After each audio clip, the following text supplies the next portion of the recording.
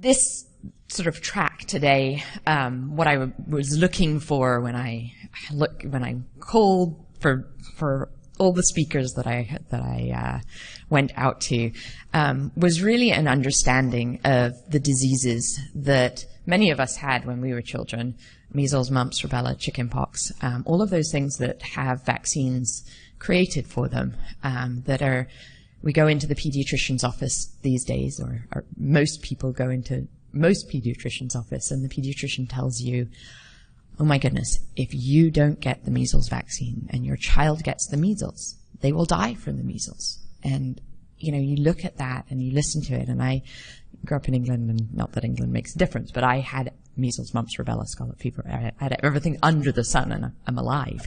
And it's just as a side note, my kids got whooping cough this year, and my older daughter goes, I got whooping cough and I'm alive. And so what I really wanted to do with this track today was dispel that fear, and recognize that these childhood diseases, and that's what they are, they're childhood illnesses is really what they are. And we go into other ones that vaccines are for, but these childhood illnesses are not scary, in that if you know the symptoms and you know how you can treat them, you don't have to be scared of them. And so I talked to Myra, and she said, you know, I'd like to do a talk on measles. And I said, absolutely, you know, let's look at how measles is not scary. And so that's her talk. She is a homeopath in the Bay Area. She's studied homeopathy. She also uses gemology and other things. But, you know, for me, it's just really looking at sort of the alternative ways rather than relying on a vaccine. And we all know that vaccines aren't 100% safe, and they're not 100% effective. So most of the people getting measles, mumps, these days, whooping cough, are fully vaccinated. So even if you vaccinate, I would say come sit in on this talk, or listen to what Myra has to say and what's going to be said today, because you can still get them even though you're vaccinated. So I'm happy to introduce Myra, and happy to have her here, and I'm looking forward to hearing what she has to say. Thank you. Thank you. I'm happy to be here today and have this talk. And I just want to say, I have for everyone who's here, I have a little gift for you. It's not homeopathic, it's actually anthroposophic, but it's a well-being cream, and it has some homeopathic remedies in there, and you massage it over your heart to feel better. So I'll leave this here for you to come get at the end. So what I wanted to do is give a little introduction to homeopathy, and in the context of a childhood disease. And this can be applied to any kind of illness that someone might have acutely. And I wanted to give the family kind of a way to feel safe using homeopathy. Now, how many out there are measles survivors? Great, so we have examples of people who've lived through measles. And when I was a child, you were expected to get the childhood diseases, and the family planned for the children to have those childhood diseases, and it wasn't considered traumatic.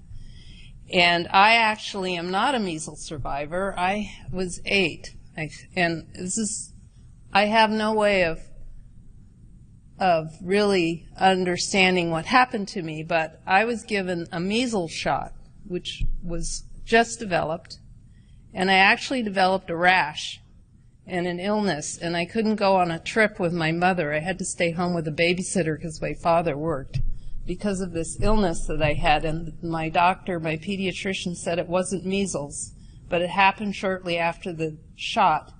And I actually stopped reading for a while and had to learn how to read again.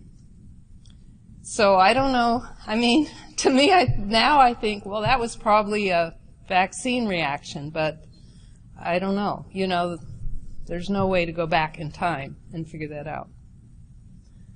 So today I want to talk a little bit about an overview of homeopathy, the role of childhood diseases, a review of measles, when to seek help, some homeopathic remedies that can be used for measles, how to give homeopathic remedies, and just a brief introduction to homeoprophylaxis and cease therapy.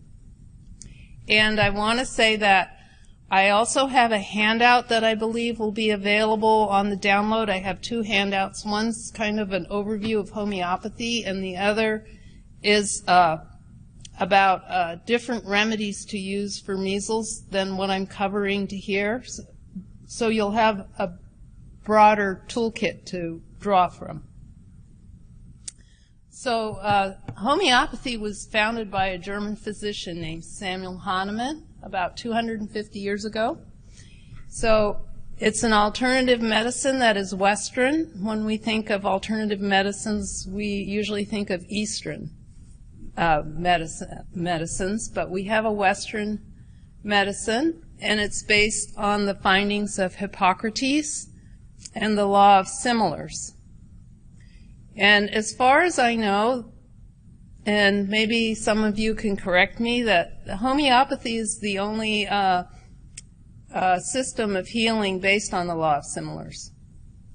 I know the anthroposophic remedies, they use homeopathic remedies, but they use the law of opposites, which is the same as Western medicine, which is the same as herbalism, and the same as Chinese medicine. And the law of opposites was actually also a law that Hippocrates discovered. So it's an interesting contrast. And so the law of similars means that the remedy choice, this is where it's always difficult for me, the remedy chosen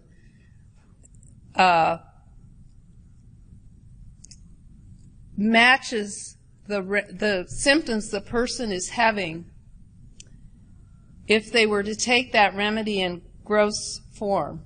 But the way the homeopathic remedies are prepared, it will elicit the opposite effect and actually heal those symptoms rather than counteracting and suppressing them like the law of opposites, like taking an aspirin for a headache.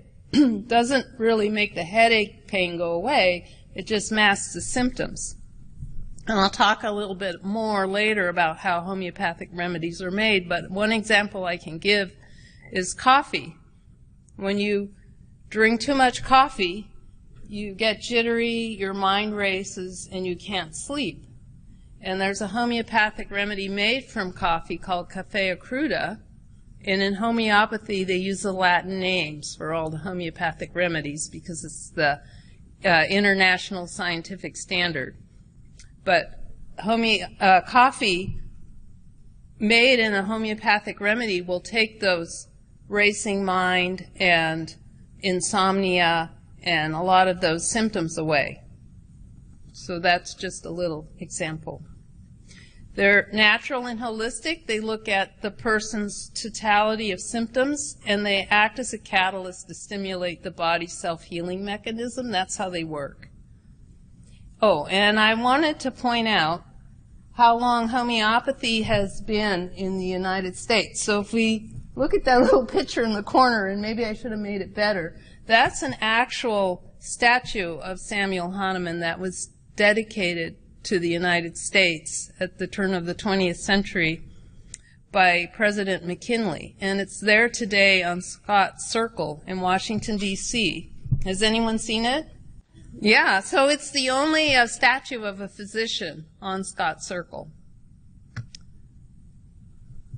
So homeopathy uses the smallest dose needed to elicit the maximum effect without causing harm. And they're not all plant-based. That's a kind of a misconception. People kind of confuse homeopathy with herbalism sometimes. There's also mineral and animal-based remedies used in homeopathy. And they're not all the remedies, most of the remedies are FDA approved, and they're made in pharmacies and labs. And so the secret to what gives homeopathic remedies their power is the potentization process. And the common misconception is they're just diluted. and so it's placebo and there's no effect. But that's not really true. These numbers down here, these are the potencies or the strengths of the homeopathic remedies, and you can see the X and the C and the M, and those are Roman numerals, and that indicates the dilution scale.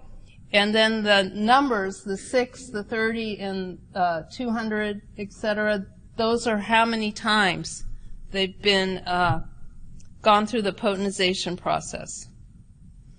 So if we look at the 30C, which is the common one I'm going to talk about in this talk, how that is made, the C is the dilution scale. So they take all homeopathic remedies are made into a mother tincture before anything is started. And I'm a little nervous because I see some of my expert colleagues in the audience. But this is just an overview, and it's not meant to thank you. Okay. So they put 1 drop. So you start out putting 1 drop in 99 drops of water or alcohol. And that's where you get your 100 or the C part. And then it's succussed, which is a rapid shaking with a bang on the end. And I like this little image because, and this is from one of the pharmacy's instructions on how to succuss. They're banging it on a book. And you need an elastic hard surface to bang on, so they recommend banging it on a book. But in the original making of homeopathic remedies, they used a body of text that Samuel Hahnemann created to instruct homeopaths how, to teach homeopathy, and it's called the organon. So traditionally, remedies were succussed on an organon, and I also heard that they were also some homeopaths succussed on the Bible, but whatever you succussed on was supposed to imbue certain attributes to the homeopathic remedy. And there's still some pharmacies that hand succuss today. So you succuss it, and then you go back to so once you succuss it, that's 1C. Then you have to take 1 drop of that 1C and put it in another 99 drops of water or alcohol and succuss it again, and that's 2C. And you go through that process 30 times, and you finally get to the 30C. And that's how minute the doses are. But it's that repetition of diluting and succussing that gives the remedies their power. So homeopathy, and I think this map is out of date, but homeopathy is used by about 70% of the world's population in over 36 countries. I think the most widely used holistic practice is herbalism, and homeopathy is the second. And it's very strongly used in the Netherlands and India. And I just want to go over the natural disease cycle for childhood diseases. So there's an exposure period and an incubation period and an infectious period, and somewhere, depending on the disease, the incubation and infectious period is different, and somewhere in there it's contagious. And then there's symptoms that develop as the illness is mounting, and the body's reaction is the fever, and then the discharge of the disease through either a skin discharge or perspiration, and then there's resolution, and there's usually some successful outcome. And if we look at measles and specifically for a successful outcome, in homeopathy, as in what Patricia was talking about earlier about diseases, homeopaths see disease expressed in the physical, mental, emotional, and spiritual realms.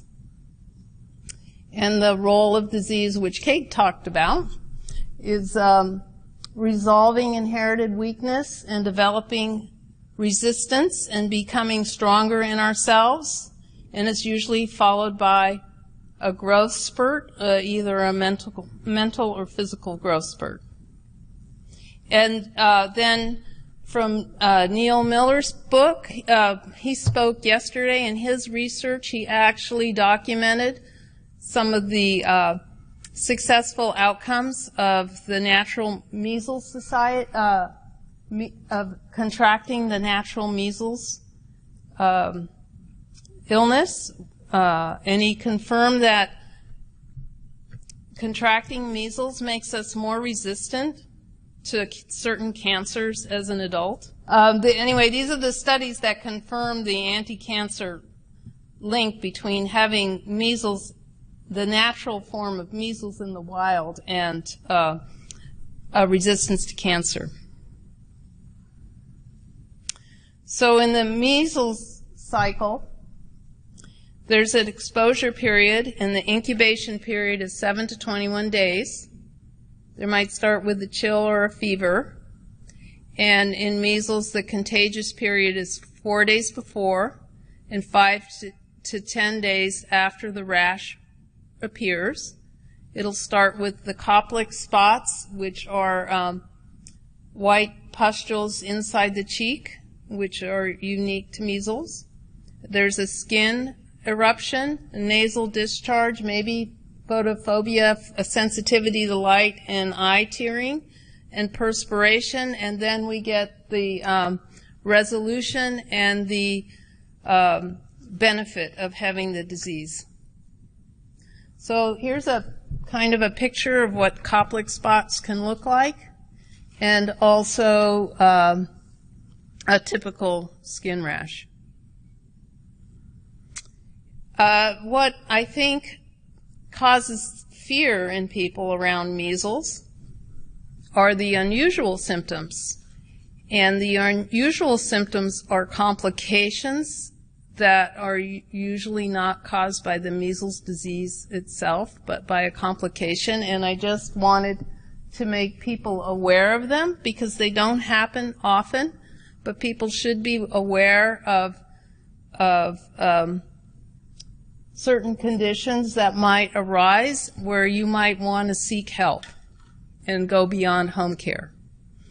And I also want to encourage you that anytime you're uncertain is a time to seek help, because you want to be confident in how you're treating your loved ones who are ill. And home care in measles, this is something I think we've lost in our society, is tending to the sick and convalescing and having a supportive environment to nurse a sick child or a sick family member through their illness.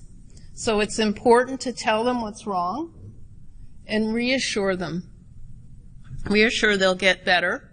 Encourage bed rest. Provide a well-ventilated dark room. Give plenty of fluids. And give small, nutritious meals, which Sally Fallon has been teaching us what those are. But only if they're hungry, because in homeopathy we listen to that. We listen to what the person is telling us while they're sick. And if a child is not hungry, we don't want to force feed them at that time. And vitamin C can be helpful. So to tending to the rash, we want to avoid scratching. Sometimes a cold compress can help make the rash feel better and less itchy. And sometimes oatmeal baths in cool water can help. And instead of buying a prepared oatmeal bath that's on the market, I recommend that clients take rolled oats, run them through the blender, about 1 cupful, and put them in the water. And the reason I say that is sometimes the prepared oatmeal baths can have additives that children are reactive to. Also, I used to recommend using cornstarch as a powder to kind of help create a barrier between clothes and the skin, but so many children now are allergic to cornstarch that arrowroot powder can be used as a substitute. And of course you don't want to put that on an open wound or anything. That would be put on dry skin. You can just have a little bowl of it with a cotton ball and the child can put it on themselves. It can be a distraction to keep them from scratching. You want to keep if they're scratching and a rash becomes a sore or infected, you want to keep it clean. You can use a compress of 1 part calendula tincture and 3 parts water. You can cover it lightly with a gauze if there's a concern about keeping it clean. And you can make a cool chamomile compress for the eyes if there's eye symptoms. And you can do that by getting a high quality chamomile tea and steeping it and letting it cool and dip it in gauze. Dip gauze in the tea and then wrap it in a cool washcloth. So and I also want to say, you might not need a homeopathic remedy. If the measles symptoms are mild enough, you can just let the child recover on their own. But if they're needing help, there's many homeopathic remedies that can be used if you know what you're looking for. And I hope to show you a little bit of how that's done. And the remedies that are checked are the ones that I'm talking about. So there's no one homeopathic measles no one homeopathic remedy for measles. And these remedies can be used in other childhood diseases as well. It's the symptoms have to fit the homeopathic remedy. And as we can see by that little picture down there, there are many homeopathic remedies packaged many different ways. But the ones I'm going to talk about are the common ones you can find in these tubes here by Boiron, because those are commonly found in the stores. And I'm going to talk about the 30C potency because that's the most common ones that are found. So now we're going to put our detective caps on and we're going to learn how to distinguish a homeopathic remedy. And we have to remember that disease expresses itself on many levels, and we have to be aware of the onset, what was going on at the time the child got sick, and what's the location of their complaint. If they have a sore throat, what side of the throat? Is it on the left side? Is it in the back? Is it all over? Or any other kind of pain? And how that pain feels to them. Is it a cutting or a burning pain? You know, we need to all observe and be good detectives. And what's the intensity of that pain? And also, when is it worse? And when is it better? What time of day? Or what makes it feel worse or better?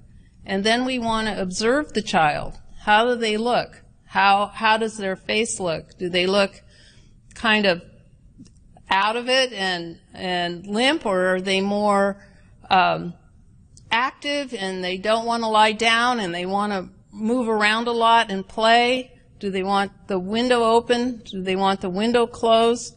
We have to be aware of all those symptoms because those give us the clues to select a good remedy.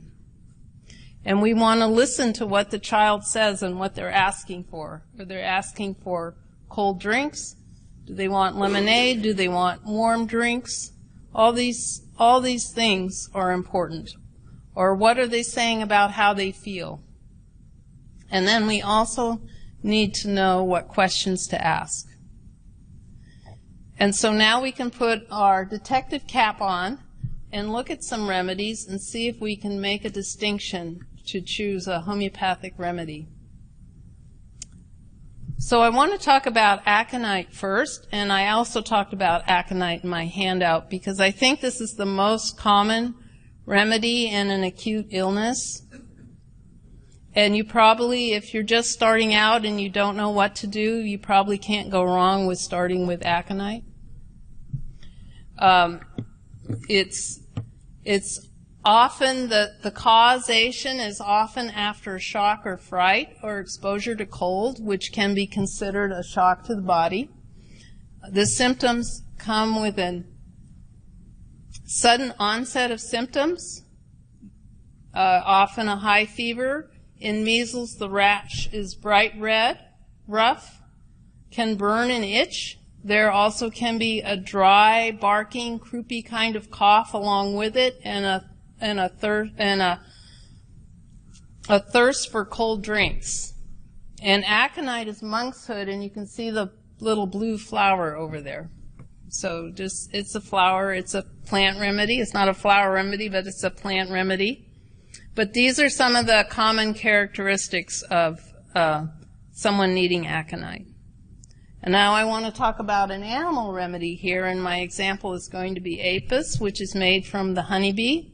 And if we can think about what a bee sting looks like, it gets red, hot, and puffy usually. So we're going to see that in the face, and the eyes may be red, but the rash, which is the important eruption of for the discharge of measles, might not be well developed, and the child might cry out in their sleep. They won't be able to tolerate heat, and their head might be drawn back. Now, I would say if the head's starting to draw back, you might consider seeking help. That could be a sign that there's a complication with brain inflammation. And so I would give apis and take them to the ER, maybe. But so apis could be a good remedy for measles. So we have another plant remedy, and it's called euphrasia or eyebright, which gives us our clue that it's a good remedy when there's a lot of eye symptoms. And sometimes in measles, it starts with a lot of eye symptoms, a burning, watery discharge that is burning to the eyes, and there might be a bland discharge for the nose. There might be sensitivity to light, excessive blinking, and a headache that's in the forehead. And sometimes euphrasia is a good remedy at the start of measles, because sometimes we see these symptoms at the beginning stages of measles. And again, it doesn't matter if it's measles. You know, this could be a good remedy for another illness too. And then I want to talk about, just cover a mineral remedy, which is phosphorus. And for phosphorus, we'll see a lot of symptoms that end up in the chest, like lung congestion, maybe some wheezing. There'll be rapid respiration and pulse, maybe a bright red flush on the cheeks. They'll be craving cold water, but they'll vomit as soon as it warms up in the stomach, and they might crave ice cream and sparkling beverages. And there might be some fears. So this is the mental realm. There might suddenly a child who maybe outgrew the fear of the dark might start having a fear of the dark again, or maybe they haven't had fear of the dark. They might have fear of the dark or fear of loud noises. Those are some of the fears that could indicate phosphorus. And this is how I tell my clients to give a homeopathic remedy as a test. I use, again, the 30C potency, and I have them drop 3 pellets in a half cup of water, and I stir and have them give a spoonful every 15 minutes for a 2-hour period. But after each spoonful, I ask them to stop and observe. And is the child getting better? And better could mean they fall asleep, or they maybe get hungry. That could be better too. But if there's any alleviation of symptoms, we want to wait and see and watch very carefully and see if we need to repeat. And if they're not better in that 2-hour period, then you just discontinue that remedy and go to the next one that you select. Because there's no point in giving more of a homeopathic remedy if you're not seeing a result. Which is, I find, kind of interesting when clients come to me and they go, well, I went to the health food store and I picked up this remedy for my cough, and gosh, I must have been taking it every day for a month and I still have the cough. And it's like, well, it's time to move on. That's maybe not the right remedy for you. So, and then a brief word about homeoprophylaxis. So this is a way, and Kate's talked about this, this is a way to educate the body about measles by using the wild measles made into a homeopathic remedy. And it educates the body about the disease, so when it sees it, when it comes across it, it knows how to respond, and it might not get it, or it might get it in a milder form than it would have. But homeoprophylaxis has been around since the time of Hahnemann. It's not new. Dr. Isaac Golden is considered one of the leaders. He's an Australian physician, and he had a 6-year study with homeoprophylaxis with leptospirosis in Cuba. But again, you would want to get homeoprophylaxis under the guidance of a trained homeopath. And then I just want to introduce cease therapy, which is a way of treating symptoms that come from a vaccine, which is a combination of detox, isotherapy, and homeopathy, which was developed by Tine Smits in the Netherlands. And it's been very effective for, it was actually created for post-vaccination syndrome, but it's used for illnesses that start from other substances too, not only medications, but chemical exposures and other things. So this is another method of using homeopathy, but again, you'd want to use it under the guidance of a trained homeopath. So are there any questions? Yes? Oh, do you want to come to the... Thank you. So you mentioned earlier about measles, getting the measles and having it be preventative for certain types of cancers.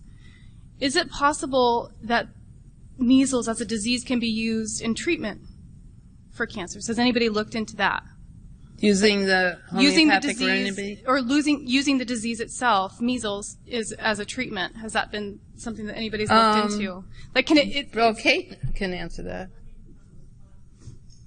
Thank you. I was going to say Neil Miller probably can answer that too. Actually, the Mayo Clinic in Minnesota has done some studies using measles to treat cancer. And we haven't seen the publications of that because actually what it means is going to turn the vaccine paradigm upside down on its head, and there's political reasons for not doing that, but they have been doing that. Yeah. Yeah, thank you. I have a question in the preparation of the homeopathic tincture tablet. Oh, you mean to create it? Yeah, whatever that word was. Potentization. Thank you. Yeah.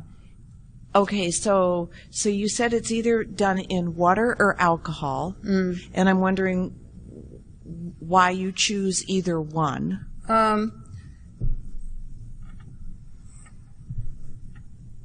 It depends on what the substance dissolves in. I see. Or so it's water soluble. The method used. Yeah. Oh, okay. So, or it could be a combination of water and alcohol. Okay. Okay. Yeah. And then the 30 times you Well, you don't succuss it for 30 times. Succuss. It's a process of diluting and succussing it 30 Okay. times. Yeah. So succussing, is there any number of times that you do that? or is that irrelevant? You know, I've actually seen different ways. I've visited one pharmacy where it's very quick, just like a couple of times, and I've seen other preparations where it's longer. Okay. Just a question about Bach flower remedies and how you might use those. How I use those in my practice? Well, I use them as an adjunct, and I don't mix them with homeopathic remedies, but I just use. So the Flower Essence Society has photographs of flowers, and it's called the Affirmaflower method, and that's the method I use. So I have a little bigger kit, but I mainly use in my practice a Bach's Healing Herb Kit, which is his original flower essences. And I have the client look at the photographs and pick out 6. And then I prepare a flower essence remedy from that. I don't mix the homeopathic. Yeah, I do a combination of flower essences, but I don't mix the homeopathy. And I do that as a complementary service in my practice. And if it's a child, I like to give one to the whole family. I like to go through the process for the whole family. I think because it helps the family be part of the healing process, and also sometimes children are sick because of a maintaining cause, which is actually the family dynamic, and it can help shift the family dynamic.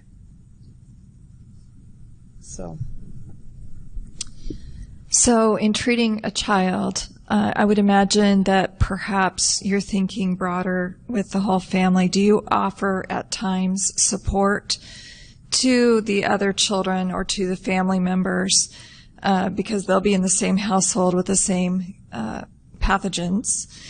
So what kind of support would you offer to other people in the home?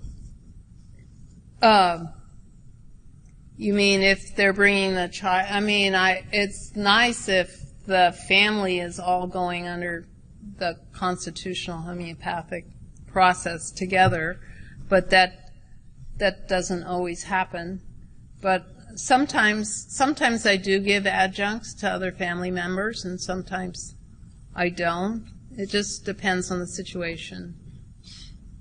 Do you have a common go-to to maybe help support the immune system in those folks in the same home? I educate my clients about the cell salts, the homeopathic cell salts, and I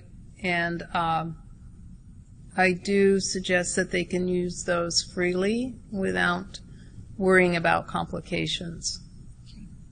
Okay, thanks. So. Well, yeah, come up to the speakers because they're recording. This may be a little off topic, but in terms of chicken pox, and that might be opening a whole new can of worms, and shingles, as a child I had chicken pox. Then as an adult, I got shingles.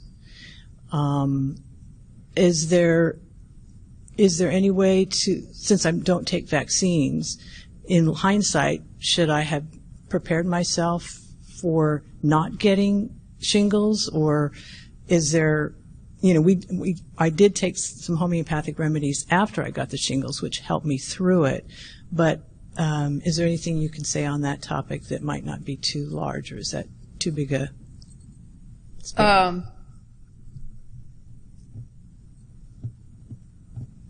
So, Deborah, are they doing homeoprophylaxis for shingles? Yeah, so I usually give the varicella nosode if I'm working with somebody with shingles. At the end, I give them the varicella nosode to kind of seal it and fortify. The other thing about shingles is that it speaks to a cancer risk. So it's the thing with the weakened immune system. So in constitutional care, when we see adults, especially I think it's under 50, Right. We want to look at working with the immune system Yeah, to alleviate that risk. that's right. Yeah. Yeah, there are different miasms.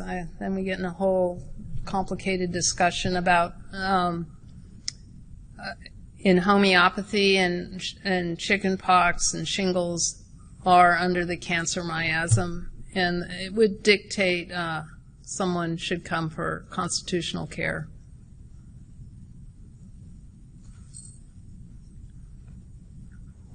Any other questions? So, both my kids have had have had one shot of the MMR. Can you talk about, I saw that you had some recommendations for detoxing from, the vaccine itself. Yeah, so that's and then also, how vulnerable would they be as well to getting measles and then going through that? And then can you tell also about maybe a situation where you've had families come in and the steps you've gone through and the different medicines that have worked? And I saw that you listed those, but like an example of you tried this and then you went on to something else, or and how many? I don't really have an example of that. Yeah. So cease therapy is individualized. And as are homeopathic remedies, as you can see. And so in working with anyone with homeopathy, you work out the most likely remedy, and then then you give it and you see the response, and the response tells you what to do next. That's a homeopath. That's the way homeopaths work. And so if you're not sure, is it aconite or is it apis, you go with the most likely one because they won't harm you, especially giving them this way. You can feel safe giving them this way, and you can try it out, and if you don't see improvement, you can just move on to the next one. And with the amount of kids that you've helped, you've seen that the homeopathic medicine has been effective? Oh, yes. Yeah, absolutely. Yeah. Had to go to the ER No. as frequently or as often? No, and no. Yes? Yeah. Oh, I'm sorry. Go ahead. Well, we have time for everyone, so, Okay. Kind of following up on what she was just saying, could you talk a little more about the cease therapy? Because you mentioned... I wasn't really going to talk about cease. I just want to orient people to it, but I will if we have time. Yeah. I know your focus is children, but I wonder, and adults perhaps, but also pets. I've used homeopathics, the Boron brand, and the same idea. I don't put it in water because it's really hard to do water with animals, a cat particularly. Oh, I find it easier to do water for cats, but that's okay. Well, I do one pellet and then I see, but one of the ones that I've used for cats that have had a lot of stress in their life toward the end of life is ferrum phos. Is that pretty safe also for children? Yes, ferrum phos is good for children, and I actually, for my clients, recommend as a home remedy, as a go-to remedy when a child is starting to get sick, or any family member is starting to get sick, is to give ferrum phos in a 6X, which is a very low potency, called the tissue salts. And actually, I actually have a number of clients who go to the health food store, pick it up, take it in the parking lot, and then they report back to me by the time they get home they're well. So it works very quickly, or it can work very quickly. But cease therapy. So if a client comes to me, I give them tools to use. based on the situation. And it's individual, and it's hard to answer some of these questions in this kind of format because it really is individual. But yes, homeopathy works great with animals. I've had, with my own animals, a lot of good success. Yeah. Use the same descriptions for the symptoms. That's right. Yeah. And those are just like, this is not an exhaustive list of symptoms. These are common for measles, let's say, or some other illness. But so the materia medica for phosphorus can be pages and pages and pages and pages of symptoms. So this is just to give you an overview.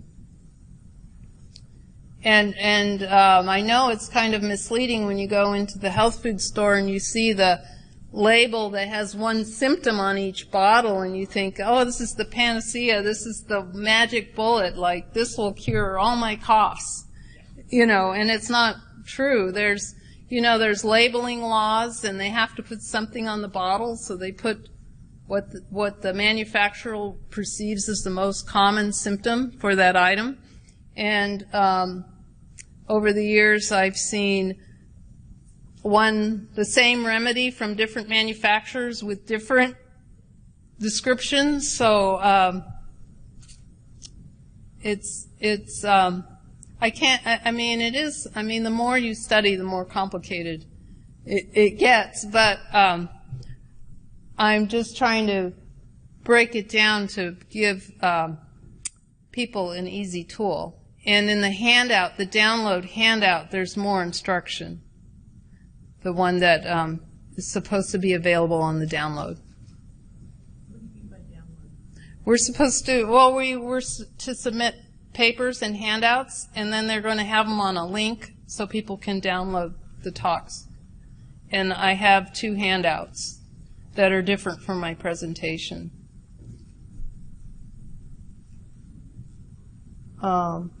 Cease therapy.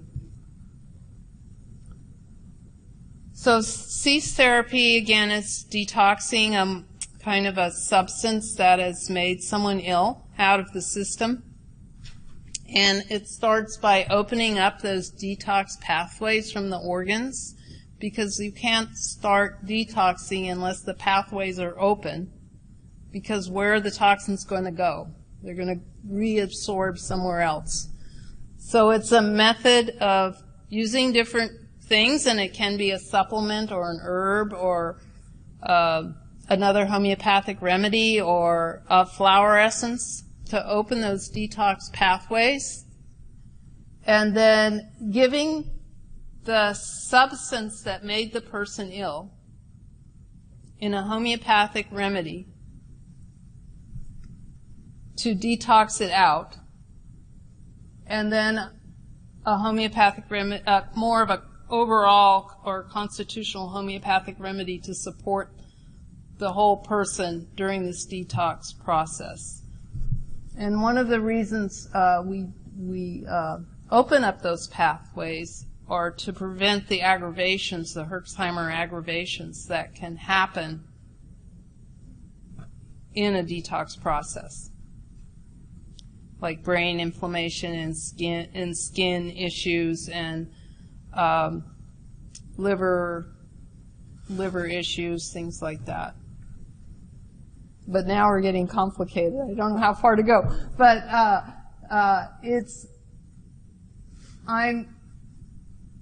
I haven't done a lot of clients with vaccine injuries in my practice with cease. I've done it more for substances that have made them sick, that have made people sick, the iatrogenic diseases that happen that people say, I've never been well since I took this antidepressant, or I've never been well.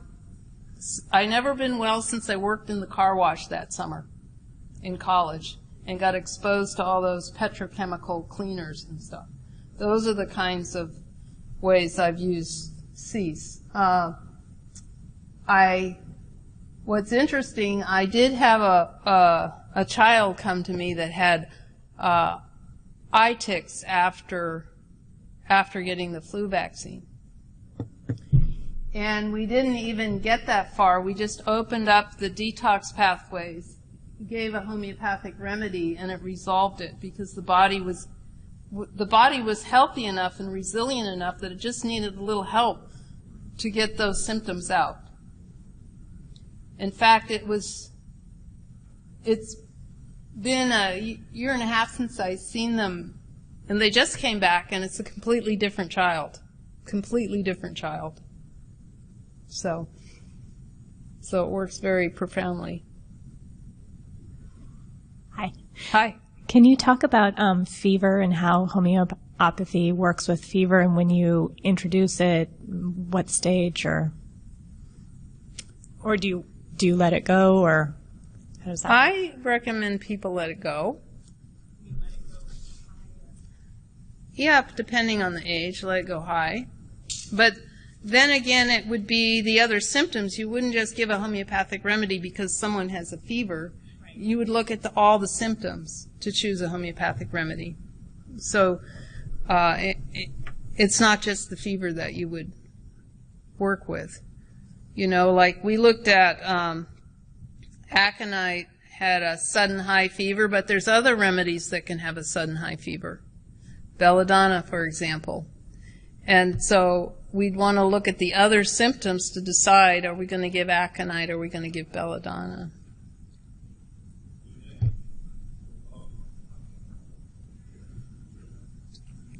So any other questions?